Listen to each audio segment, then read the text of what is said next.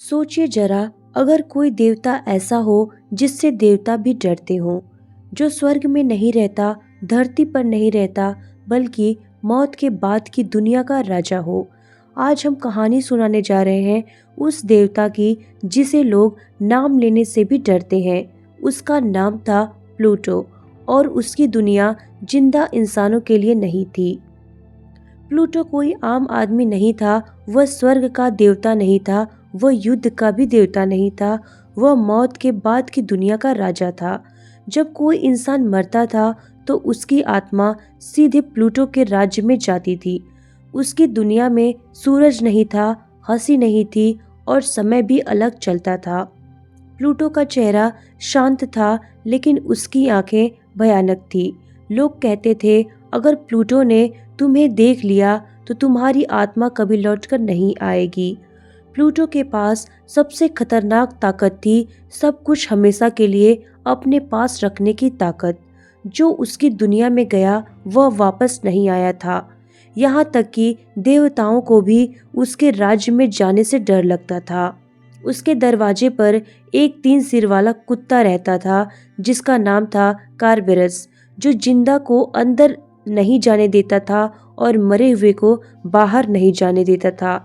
Pluto की दुनिया में कोई दया नहीं थी, कोई रिश्वत नहीं चलती थी। वहाँ सिर्फ एक ही नियम था, मौत के बाद सब बराबर हैं। एक दिन प्लूटो धरती पर आया। उसने एक लड़की देखी जिसका नाम था परसफोन।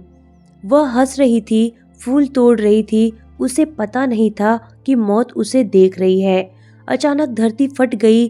प्लूटो निकला और परसेफोन को अपने साथ अधोलोक ले गया।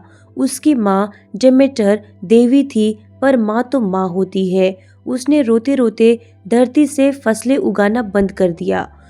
भुखमरी फैल गई, दुनिया तबाह होने लगी। तब देवताओं को प्लूटो से बात करना पड़ा। देवताओं ने कहा, परसेफोन को छोड़ दो। प्लूटो मान गया, लेकिन यह एक चाल थी। उसने परसेफोन को अनार के कुछ दाने खिला दिए। प्लूटो का नियम था, जो अधोलोक का खाना खाएगा वह पूरी तरह आजाद नहीं हो सकता। फैसला था, परसेफोन कुछ महीने धरती पर रहेगी और कुछ महीने प्लूटो के साथ। यहीं से ऋतुएं पैदा हुई। जब परसेफोन ऊपर आती, धरती हरी हो जाती, और जब नीचे जाती तब सब सूना हो जाता। प्लूटो बुरा नहीं था, वह क्रूर भी नहीं था, वह सिर्फ न्याय करता था। वह कहता था, जिंदगी में तुम जो हो, मौत के बाद भी वही रहोगे। प्लूटो का डर असल में मौत का डर नहीं था। असली डर था अपने कर्मों का सामना करने का। आज भी जब इंसान अंधेरे से डरता है, मौत की बात से कांपता है, तो समझ लेना प्लूटो की परछाई अभी भी जिंदा है।